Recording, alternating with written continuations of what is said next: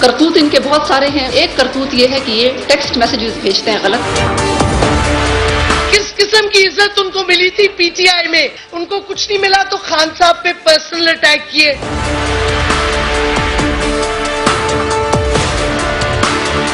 इज्जतें हैं वो इस पार्टी में महफूज नहीं है। इमरान खान के हाथों और इमरान खान के इर्द गिर्द जो उनका टोला है।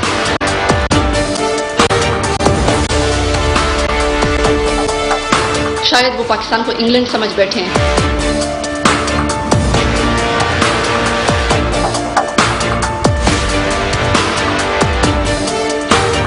बीबी 2013 के मैसेजेस के बाद आप 4 साल उसी पार्टी में सस्टेन करती रही।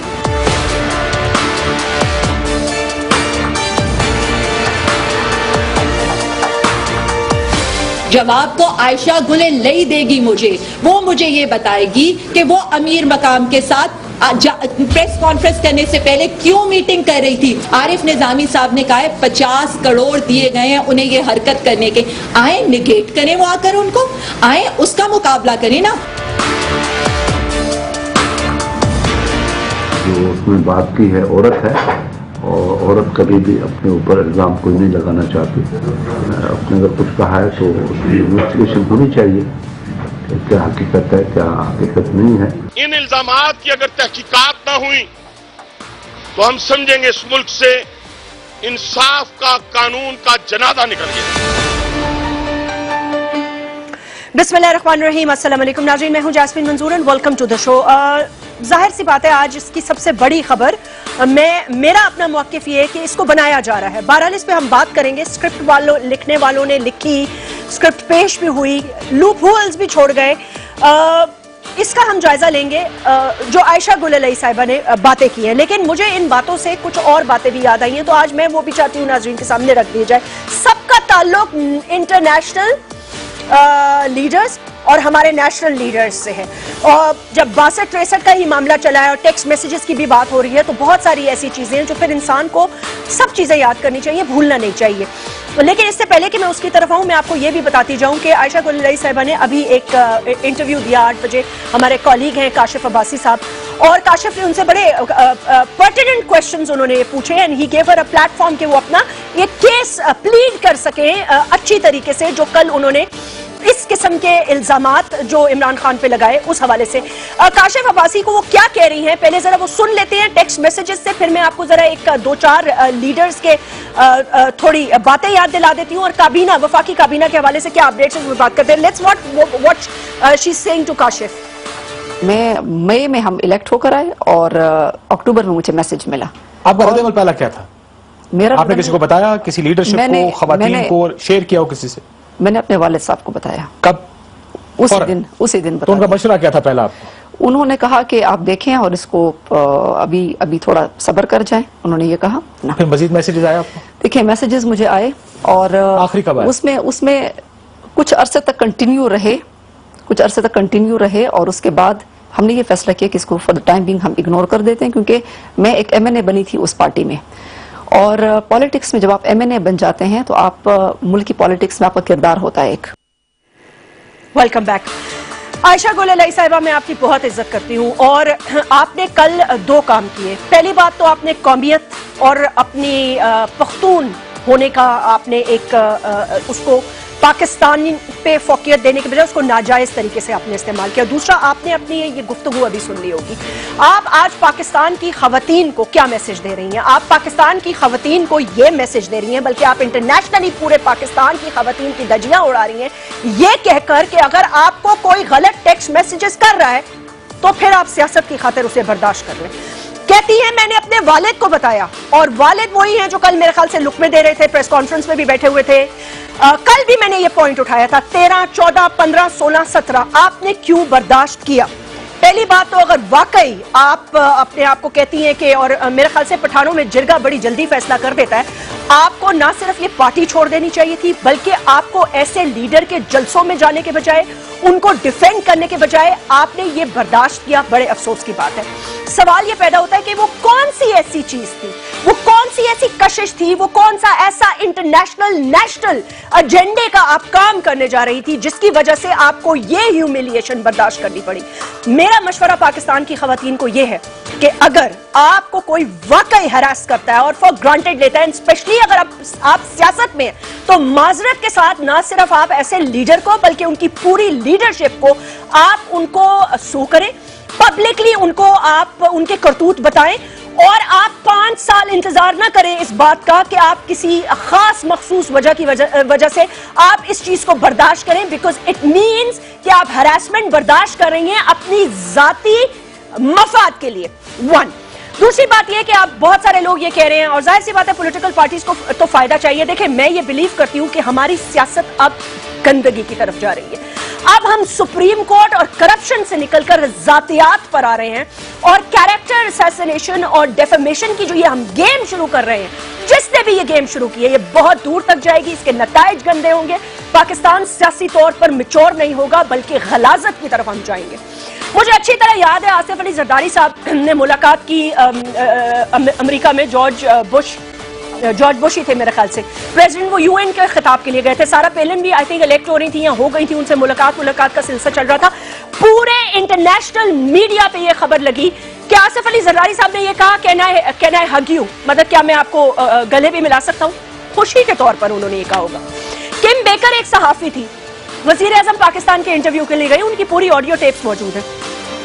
साबिक वजीर आजम पाकिस्तान के लिए, साबिक वजीर आजम पाकिस्तान के बारे में उन्होंने क्या क्या लिखा, क्या क्या कहा, मैं इस पे कमेंट्स नहीं करना चाहती। उनको क्या क्या ऑफर्स हुई, ये गोरी सहाफी कह रही है। पाकिस्तानी होती तो उसकी तो धजियां उड़ा दे चुके होते ना ये अभी तक, लेकिन ये गोरी कह रही है, एक फॉरेन जर्नलिस्ट, एक रिनाउंड अक्लेम्ड जर्नलिस्ट आपके बारे में क्या कह रही है कि मैं आपको एक बॉयफ्रेंड ढूंढ देता हूं, मैं आपको एक बॉयफ्रेंड बना देता हूं। बहरहाल, I don't want to go there. तीसरा मैं आपको बताती हूं, कॉन्डोलीजा राइस ने एक किताब लिखी। कॉन्डोलीजा राइस ने एक किताब लिखी और उसने फॉर्मर प्राइम मिनिस्टर शौकत अजीज के बारे में यह कहा कि ऑफिशियल मीटिंग में टेबल पर शौकत अजीज साहब नीचे से उनको फुट से अपने उनको टच कर रहे थे और उनको देखने की कोशिश कर रहे थे और उनको हरास कर रहे थे। यही मतलब होगा उनका। This is the calibre of national and international leadership. हमारा फोकस ये होना चाहिए था बहरहाल कि आज काबीना का फैसला क्यों नहीं हुआ, मरी में सियासत क्यों हो रही है, शायद खाकान अब्बासी साहब अपना काबीना खुद क्यों नहीं चुन सकते, पोर्टफोलियोज का क्या होगा, लेकिन हमें इसकी फिक्र नहीं है। हमें फिक्र ये है कि किसने किसको टेक्स्ट मैसेजेस किए और उनका कोई माजरत के साथ रिकॉर्ड भी नहीं है। बहरहाल पॉलिटिकल पार्टीज कह रही है इसका ऑब्वियसली इसका वो करा लिया जाए, whatever, please let's do it. बड़ी खबर मैं आपको ये देना चाहती हूँ नाज़रीन कि बहुत सारे लोग ये सवाल करें कि मुत्तहिदा कौम पाकिस्तान ने वोट क्यों डाला। ये सोचा जा रहा है शायद कि उनको इस काबीना में अकोमोडेट भी किया जाए। जरा ये बता रहे हैं, मुत्तहिदा कौमी मूवमेंट पाकिस्तान ने वजीर आजम कौमी असेंबली की इसलिए शायद खाकान अब्बासी साहब की हिमायत की क्योंकि वो अपनी इस पोस्ट से, अपनी इस पॉइंट पॉलिटिकल स्कोरिंग से भरपूर फायदा उठाना चाहते हैं। आइंदा आने वाले 24-48 घंटों में जो गवर्नर साहब ने यहाँ पर मुलाकातें की और जो उनके हाथ पांव जोड़ के उनको मनाया, तो उसमें उन्होंने जो अश्योरिटीज दी, उसमें से एक अश्योरिटी ये है कि वो जितनी उनके दफातर यहां बंद हो चुके थे, और आपको पता है कि कराची के ऑपरेशन की वजह से ये दफातर बंद किए गए। वजह यह थी कि most of the offices were being used to protect target killers और कराची की शहर की में बदअमनी फैलाने के लिए। और सबसे बड़ी बात यह कि 90% गैर कानूनी अराजी और कब्जे जमीन पर तामीर शुदा थे, जो रेंजर्स ने बड़ी मुश्किल से हटाए, तोड़े और वहां से उन्होंने जान छुड़ाई। 22 अगस्त को जो तकरीर की गई थी उसके बाद ये दफ्तर बंद किए गए और सारे गैर कानूनी जो उनके कब्जे थे उसको छुड़वाए गए।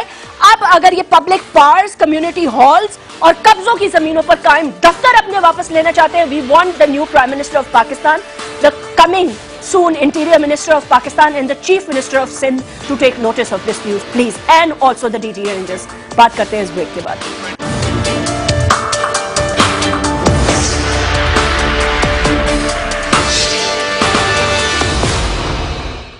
वेलकम बैक नाज़रीन। हमें ज्वाइन किया फैसल करीम कुन्नी साहब ने, अब सीनियर रहनुमा है पाकिस्तान पीपल्स पार्टी के, फॉर्मर डेप्यूटी स्पीकर भी रह चुके हैं, आप नेशनल असेंबली ऑफ पाकिस्तान के। डॉक्टर रमेश कुमार कौमी असेंबली के रुकन है, PMLN के एक सीनियर मेंबर है। इमरान इस्माइल सीनियर रहनुमा है तहरीक इंसाफ के। I'm really sorry we don't have any women today on the show, but anyway, welcome. I think men will be in a better position to debate. Imran, मुझे आपसे एक गुफ्तगू का आगाज करना है। आज उन्होंने एक नया इंटरव्यू दिया काशिफ अब्बासी साहब को, तो उन्होंने कुछ नई बातें ये की हैं। तहरीक इंसाफ इस चीज को कैसे देख रही है और आपका रिस्पांस क्या होगा पाकिस्तान तहरीक इंसाफ का इन एलिगेशंस पर? मैं समझता हूँ कि इसकी कंप्लीट इन्वेस्टिगेशन होनी चाहिए। शुड नॉट इस तरह जाना नहीं चाहिए इस मामले को, क्योंकि आयशा गुलालाई इज 100% झूठ बोल रही है।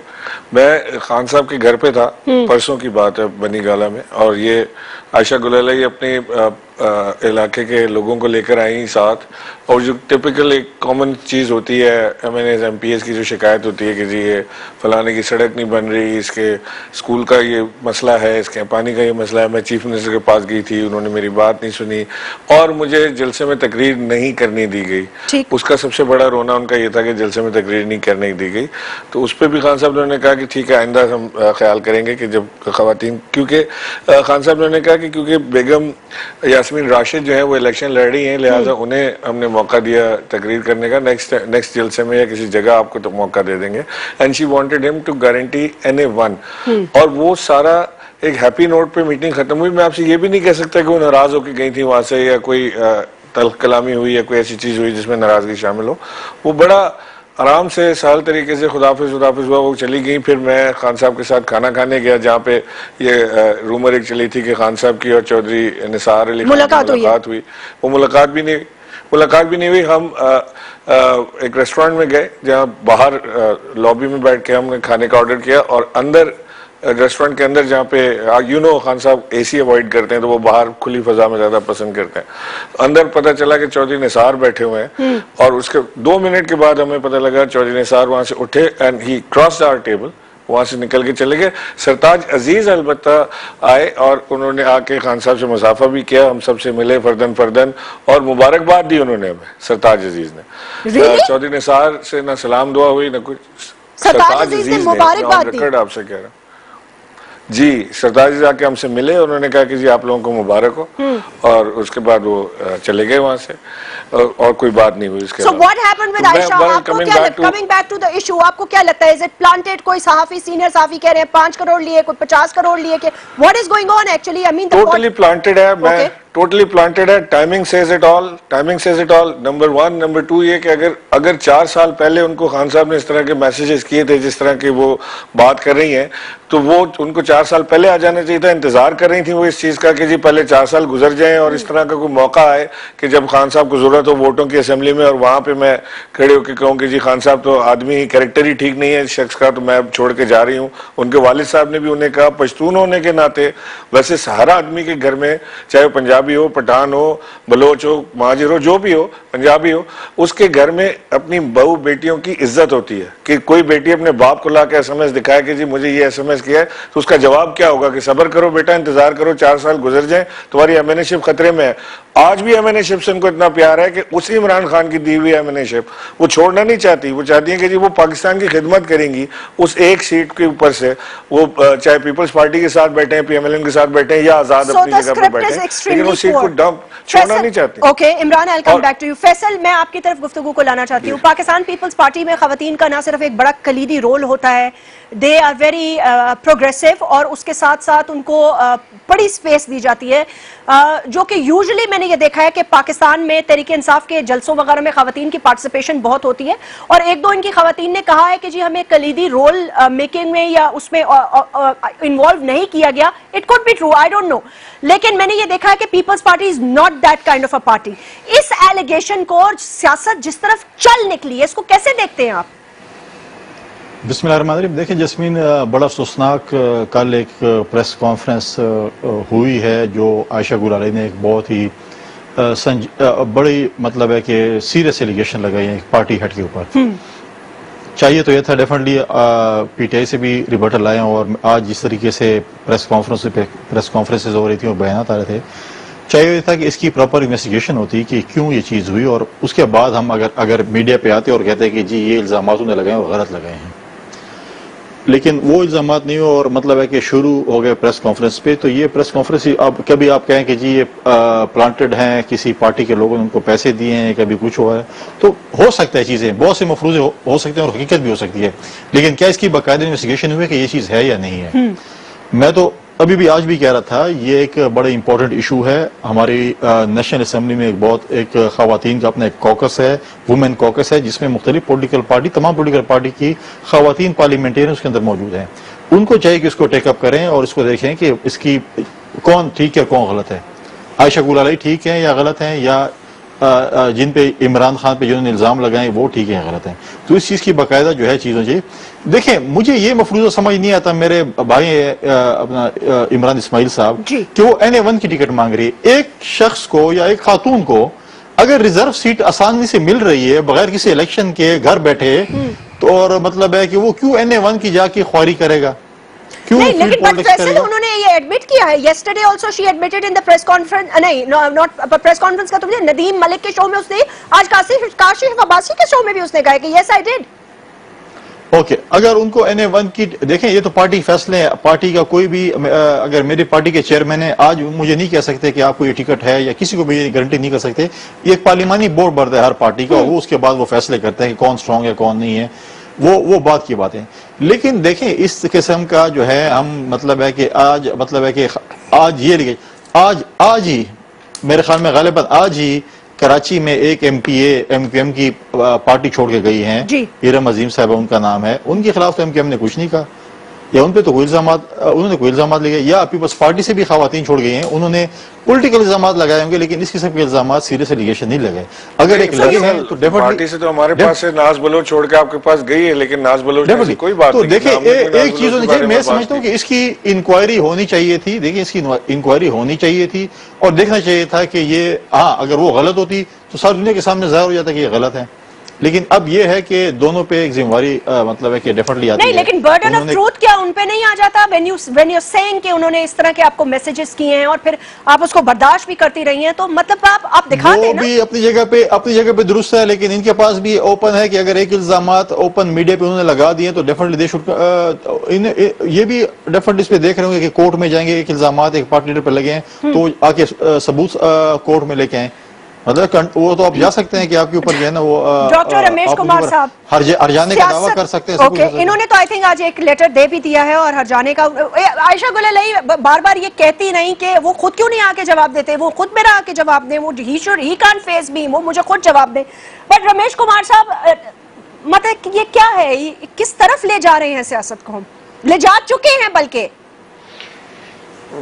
जैस्मीन, पहली चीज तो ये कि जो नए नए खिलाड़ी आते हैं, नए नए MNA बन जाते हैं, लीडर बन जाते हैं, उनको सियासत का पता ही नहीं होता है कि सियासत है क्या। सियासत एक इबादत है, मगर पाकिस्तान के अंदर 2013 से के बाद तो मैं देख रहा हूं कि सियासत एक ऐसी डर्टी पॉलिटिक्स हो गई है कि इल्जाम लगाना, किसी की पगड़ी उतारना, ये चाहे पनामा का इशू हुआ, चाहे आयशा गुलाले का इशू हुआ, ये सारी चीजें जो खुद ने इन्होंने की है, यहां पे कुदरत का एक कानून है। जब आप दूसरों के लिए ऐसे करते हैं तो ऑटोमेटिक खुदा की तरफ से वो चीजें आपके ऊपर भी नाजिल होती हैं। मैं बिल्कुल इन चीजों को आयशा गुलाले के फेवर में बात नहीं करूंगा, ये नहीं कि मैं इमरान खान का वकील हूं, मगर मैं ये चाहूंगा कि ये आयशा गुलाले भी ऐसे इल्जाम लगाना, फिर टीवी के ऊपर आ जाना, फिर ये, मैं इन चीजों के ऊपर बात ही नहीं करना चाहता, ऐसी डर्टी पॉलिटिक्स के ऊपर। मगर ये क्यों हो रही है? इस वजह से हो रही है कि इन्होंने भी एक ऐसी जबान इस्तेमाल की है, इनके कारकुनों ने, इनके लीडर ने ऐसी जबान इस्तेमाल की है कि यहाँ पे उसका जवाब खुदा की तरफ से मिलता है। लेकिन करप्शन का जवाब करप्शन से क्यों नहीं देते? ये गंदी जबान खुदा की नहीं है रमेश कुमार, ये गंदी जबान खुदा की नहीं है। खुदा का जवाब ऐसे नहीं होता, और खुदा का जवाब उसको मिलता है जो काजिब हो, जो झूठ बोलता हो, जो चोरी का साथ देता हो, उसको जवाब मिलता है। हमने तो चोरी नहीं की, जिसने चोरी की उसको अदालत से सजा मिली।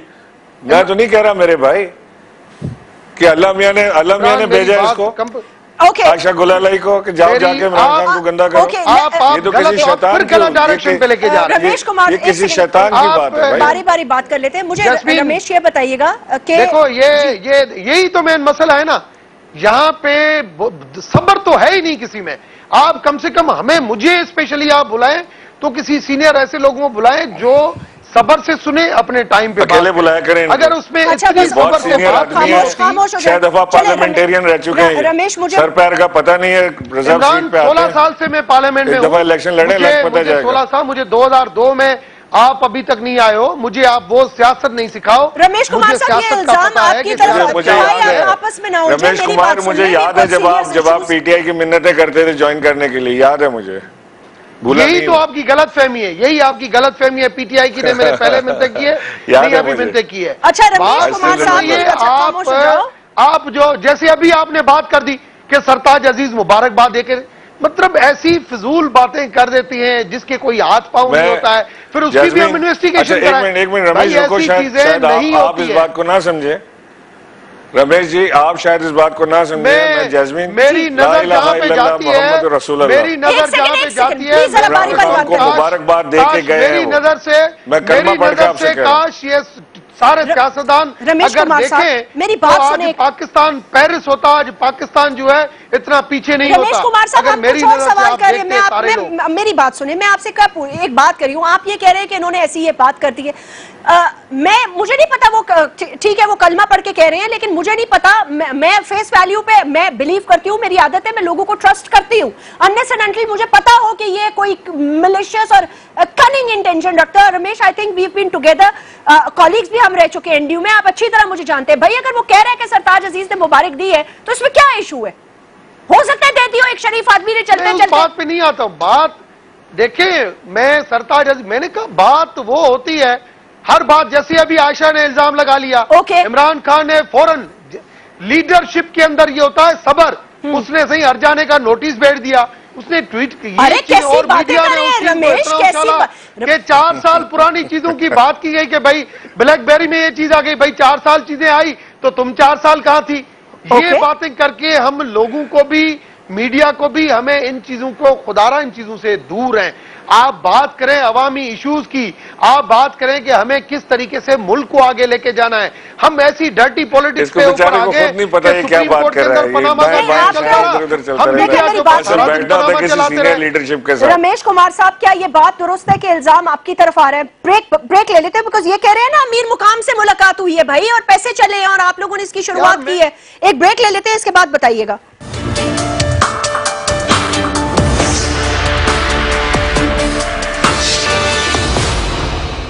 Welcome back. फैसल करीम कुंडी साहब, आपको क्या लगता है पॉलिटिक्स वापस उतनी खराब और डर्टी होने वाली है? लेकिन एक मैं आपको बात बताऊं, इस पे भी जरा कमेंट कर दीजिएगा। चले यहाँ लोकल सहाफियों पे और खवातीन पे तो वैसे भी लोगों को कम ही एतबार होता है, अल्लाह माफ करे, लेकिन किम बेकर की आपको याद है स्टोरी? उन्होंने former prime minister Nawaz Sharif के बारे में क्या कॉमेंट्स किए थे, याद है आपको? आई don't know if you read it और नॉट। सुनिए आपने वो ऑडियो? देखिए, बिल्कुल वो सबने मेरे ख्याल में सुनी और पढ़ी होगी और वो बड़ी मशहूर एक वो थी। लेकिन देखें, डेफिनेटली जो सियासत जिस तरफ हम लेके जा रहे हैं, मैं लोग हमेशा मिसाल देते हैं 90s की, जब एक जमाने में पाकिस्तान पीपल्स पार्टी और मुस्लिम लीग की एक पॉलिटिक्स होती थी। लेकिन ये उससे भी बहुत, मैं समझता हूँ कि खराब सियासत होने जा रही है। जब आप ओपनली जलसों में एक दूसरे पे तनकीद और इस किस्म के लैंग्वेज इस्तेमाल करेंगे, आप अगर किसी लीडरशिप के खिलाफ अगर मैं इस्तेमाल करूंगा तो कब तक लीडरशिप तो बर्दाश्त करेगी, लेकिन वर्कर कब तक बर्दाश्त करेंगे? True. मेरी पार्टी के या किसी और पार्टी कब तक बर्दाश्त करेंगे? आखिर वो जो है वो भी एक दिन जो है वो फट पड़ेंगे और वो भी वही जबान इस्तेमाल करेंगे। उसी लेवल पे, लो लेवल पे आना पड़ेगा। लीडरशिप का काम होता है कि वो जो है बड़े तहम्मुल की सियासत करें। यहाँ पर ये हो रहा है कि लीडरशिप जो है वो वर्करों से आगे निकल चुकी है। इस जो है, जैसे वो एतजाज हसन की बात थी कि जीजी ब्रिगेड यहाँ पे बन गई पार्टियों में। अगर गालम गलोच ब्रिगेड बन गई है, अगर आपने पॉलिटिक्स अब जो है सिर्फ ये करना है कि आपने अब गालियों की सियासत करनी है और इस किस्म सियासत करनी है, तो मैं समझता हूँ कि कोई भी शरीफ शख्स सियासत करने के लिए तैयार नहीं होगा जिस किस्म के इल्जामात और चीजें चल रही हैं। मैं समझता हूँ कि पॉलिटिकल पार्टीज की लीडरशिप को चीज को देखना पड़ेगा। अब टेक्स्ट भी नहीं करने चाहिए, ठीक है, लीडरशिप को देखना पड़ेगा। पाकिस्तान की पॉलिटिकल पार्टीज की लीडरशिप को देखना पड़ेगा कि वो इसके ऊपर वो करे। और फिर ये नहीं कि आप ना करें और वर्कर शुरू हो जाए, उनके वर्करों को भी हम करते हैं, हमारी पार्टी की लीडरशिप हमेशा में ये कब से ये सिस्टम शुरू हुआ है? कब से? नहीं देखें, अब ये है कि अब हमें हमेशा अपनी पार्टी लीडरशिप यही कहती है कि आप तहम्मुल से करें, तहम्मुल करें, ठीक है गुजर जाएगी। देखिए ये चीजें ऐसी होती हैं, देखें कि आप एक जमाना था जब रमेश साहब की पार्टी के एक लीडर होते थे, हमारे पार्टी लीडर के मुतालिक क्या क्या कुछ नहीं कहते थे। जब हम जाती उम्र गए तो वो वहां पर नजर भी नहीं आते थे शहबाज शरीफ साहब, क्योंकि वो आंखें नहीं मिला सकते थे। आज इमरान इस्माइल साहब के जो लीडर हैं, उन्होंने 2 दफा शेरपाव साहब की पार्टी को, कौमी वतन पार्टी को एक दफा शामिल किया, करप्शन पे निकाला, फिर शामिल किया, अब पिछले फिर वो कर दिया। अब फिलहाल तो ये कह रहे हैं कि वो हमारे साथ पनामा में खड़े नहीं हुए। दूसरी जगह आप देखें कि जमात इस्लामी जो कि सूबे में इनकी इत्तेहादी है, आज इनके मुकाबले में प्राइम मिनिस्टर कैंडिडेट लेके आ गई है। उनके गालिबन 4 वोट थे, 1 वोट था, 2 वोट थे, लेकिन जमात इस्लामी जो इनकी इत्तेहादी थी, इनके फैसले को नहीं माना, उनका अपना एक फैसला था। ये कहते हैं उन्होंने कैंडिडेट दे दिया, उनका अपना जाती फैसला था। अगर इतने भी वो थे तो फिर आप जमात इस्लामी के पीछे खड़े हो जाते, चलो ये आपकी इत्तेहादी थे, उनके पीछे खड़े हो जाते। कहते हैं आपको सोलो फ्लाइट करने की और हर एक पे बोतान तराशी करने की अब आदत हो गई है तरीके इंसाफ को। नहीं, सोलो फ्लाइट तो इसलिए आपको लगती है ना कि जहां हम करप्शन की बात करते हैं वहां पे जो करप्ट अनासर होते हैं वो इकट्ठे हो जाते हैं, और फिर आपको नजर ये आता है कि पीटीआई एक तरफ और बाकी पार्टियां एक तरफ, या अगर आपको जमात इस्लामी इधर नजर आती है तो आपको नजर आता है जी ये और इनके साथ मिले हुए हैं, बाकी सारी पार्टियां एक तरफ।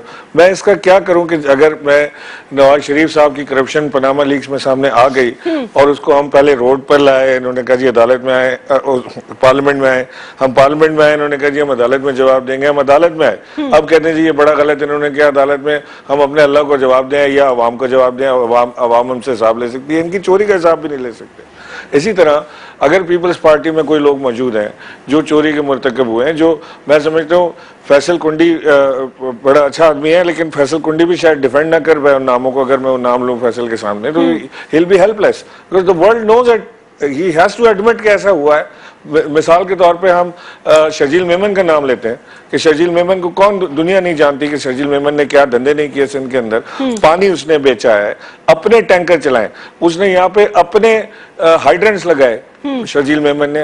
What he was before coming into politics and what he is now today, आप बताएं। अब हम करप्शन से हटके, तो मुझे ये लग रहा है कि करप्शन से हटके रमेश कुमार साहब फोकस ऑन करप्शन। देखिए हमारा आफ्ताब शेरपाव से इलाक हो या नहीं हो सकता, नेचुरली हम आफ्ताब शेरपाव के साथ नहीं चल सकते। देखिए रमेश कुमार साहब की अगर परवेज खटक साहब की अगर करप्शन से रिलेटेड इशू है, एहतसाब से वो अपनी फैमिली को या कजन्स को या रिश्तेदारों को अगर बेनिफिशियरी बनाते हैं तो सर उसको आप प्रूफ के साथ, फेडरल गवर्नमेंट है, आप कोर्ट ले जा सकते हैं या जिस तरह भी आप उसको हैंडल करें, बेशक जाहिर है, लेकिन ये जिस तरह हम बिल्कुल करना चाहिए लेके जा रहे हैं सियासत को, खवातीन को आगे लाके और इस तरह की बातें, आपको लगता है? जैस्मिन मुझे एक बात बताएं। जी जी जैस्मिन, पहली चीज तो ये कि खवातीन को हम लेके नहीं आ रहे हैं, हम खवातीन को नहीं कह रहे कि आप ये करो। परवेज खटक आज प्रोविंशियल ऑटोनॉमी है, 18th अमेंडमेंट के बाद एहतसाब कमीशन हर सूबे के अंदर होता है, ये एहतसाब कमीशन को इस तरीके से भगा देते हैं तो हमारी जवाबदारी नहीं है। और इनके पास एक धुलाई की मिशन लगी हुई है, उन्हीं लोगों के ऊपर इल्जाम लगाते हैं, पीपुल्स पार्टी के वही लोग जिसके ऊपर खान साहब बड़ी बड़ी तकरीरों में इल्जाम लगाते थे, वही वॉशिंग मशीन में धुल के अभी दोबारा पीटीआई में वो साफ हो गए। बात यह है कि आदमी के कोल और फैल में फर्क नहीं होना चाहिए। सियासत में स्पेशली लीडर को एक एक लफ्ज सोच समझ के बोलना चाहिए। वो इतना आदमी जो भी लफ्ज बोले कि कल वही वापस अल्फाज जो है वो दोबारा उनके मुंह में नहीं पड़े। आज मैंने जो बात की, मैंने ये कहा कि ये सिस्टम है, यहाँ पे एक सिस्टम, एक इस दुनिया के अंदर सिस्टम है। तो आज आप दूसरे के लिए खड खोदोगे, कल उसी खड में आप खुद गिरोगे। अच्छा देखिए, कल आज कोई करप्शन मियां नवाज शरीफ के ऊपर साबित नहीं हुई है। मेरी बात आज अगर एक करप्ट आदमी पकड़ोगे तो कल खुद करप्ट हो जाओगे, क्या होगा? हम तो करप्शन के पीछे जाएंगे, हम नहीं छोड़ने वाले करप्शन। आप भी उसी इश्यूज में, आप भी अगले हफ्ते नायल हो रहे हैं, हो जाए, परवाह नहीं करें आप, देर नहीं है। एक सेकंड रमेश कुमार साहब, अगर ये जवाब हो गई है जी रमेश, आपकी बात हो गई, आपको पता लग गया अगले हफ्ते नायल हो रहे हैं के लिए तैयार नहीं हो कि अगर करप्शन को चेज करते करते पूरी पीटीआई भी नायल हो जाए ना तो कोई परवाह नहीं है, लेकिन आपको करप्शन नहीं करने देंगे मुल्क के अंदर हम। आप लोगों ने इस मुल्क को तबाह किया, हमारे पास करप्शन आप बांट सके। और अल्हम्दुलिल्लाह मुझे इमरान मुझे ये बताओ कि 4 साल या पुराने साल कोई करप्शन का स्कैंडल तो लेके आओ। रमेश, ये सुप्रीम कोर्ट के फैसले के बाद तो ये ना पाकिस्तान का वाहिद खानदान है नवाज शरीफ का, शरीफ खानदान पाकिस्तान का वो वाहिद खानदान है जिसकी 4 नस्लों पे इल्जाम लगा और चारों शोर साबित हुए। अल्हम्दुलिल्लाह, खुदा का शुक्र है, एक नस्ल भी नहीं अपने आप को क्लियर कर सकी कि जी ये मेरा पेपर है, मैं चोरी मैंने नहीं की, मेरे पास फैसल ये बताइएगा कि कोई करप्शन नहीं, पनामा के फैसले के बाद बीपीएमएल का ये कहना, सर 4 रेफरेंसेस भेज दिए गए, ये कहना कि जी कोई कुछ नहीं साबित हुआ, पीपल्स पार्टी इस पॉइंट से एग्री करती है? करप्शन नहीं है। सेकंड रुकिएगा, आप जिस ग्राउंड के ऊपर फैसला आया है वही ग्राउंड अभी चल रहा है, यही इनकी फॉरेन फंडिंग केस चल रहा है। आप देखेंगे क्या हो रहा है। रमेश भाई यहाँ पे बड़े सीनियर रहनुमा है मुस्लिम लीग के, यहाँ पे ऐलान कर दें कि GIT की वॉल्यूम 10 रिलीज कर दें, हम सब पढ़ लें उसमें कि क्या लिखा हुआ है। तो ये जुर्रत कर सकते हैं कि आज ये यहाँ पर क्या सकते आपको हैं? पता है, मैं जुडिशरी में खुद केस लड़ता हूँ। मैं तो कहता हूँ कि JIT या सुप्रीम कोर्ट या जज या जुडिशरी के मैटर टीवी के ऊपर डिस्कस ही नहीं होने। रमेश, हमें पता है आप वफाकी हुकूमत के नुमाइंदे हैं, लेकिन किसी और को भी बारी दे दिया करें, हमें पता है। अब खामखा डेफिनेटली आप देखें, बात यह है कि करप्शन क्या और क्या इल्जाम इसके इनके ऊपर लगाए, तायार डिस्क्वालीफाई हो गए हैं सारे जो है, उन्होंने बच्चों को भी दागदार कर दिया है, वो भी जो है ना उसमें चले गए हैं, नैब में उनके कैसे चले गए। लेकिन सबसे पहला सवाल यह है कि जब भी पाकिस्तान पीपल्स पार्टी या किसी और के ऊपर नैब में इल्जाम लगते हैं, उनके फौरन नाम ECL में चले जाते हैं। सही बात है। आज भी पीपल्स पार्टी के मुख्तलिफ रहनुमाओं के नाम ECL पे हैं। आज क्या ये हुकूमत जरूरत कर सही, या मैं तो सुप्रीम कोर्ट से रिक्वेस्ट करूंगा जिन के ऊपर केसेस हैं मियां फैमिली के ऊपर, उनके नाम फौरन ECL पे डालें। हमें ये खतरा है कि मुल्क से बाहर फरार ना हो जाएं, क्योंकि अब इनको ये नजर आ गया कि इनके ऊपर जो है ये नैब का गैर इनके ऊपर तंग हो रहा है, क्योंकि हमारे जिनके ऊपर केसेस हैं वो हमेशा इजाजत लेके जाते हैं और फिर वापस आते हैं, फिर उनका नाम ECL में होता है। तो ये चीजें हैं, ये चीजें जो है। और दूसरी चीज ये है, अब रमेश भाई क्या डिफेंड करेंगे? इनके ऊपर करप्शन के इल्जाम लग चुके हैं, सर्टिफिकेट लग गया, इनको सर्टिफाइड है। अब तो मतलब है कि सुप्रीम कोर्ट के फैसले के बाद आप क्या चाहते हैं कि अब क्या आप क्या कहते हैं? बिल्कुल रेफरेंस जो दाखिल हुए हैं सर, यहाँ पे मैं के लिए हुए हैं कि आप नहीं रमेश प्लीज माजरत के साथ, अब टाइम नहीं है, इस पर हम जरूर मजीद बात करेंगे, लेकिन यहाँ मैं फैसल आपका शुक्रिया अदा करना चाहूंगी, इमरान आपका, रमेश कुमार साहब आपका भी बहुत बहुत शुक्रिया। आपसे फिर मुलाकात होगी नाज़रीन, अपना ख्याल रखिएगा, अल्लाह हाफिज।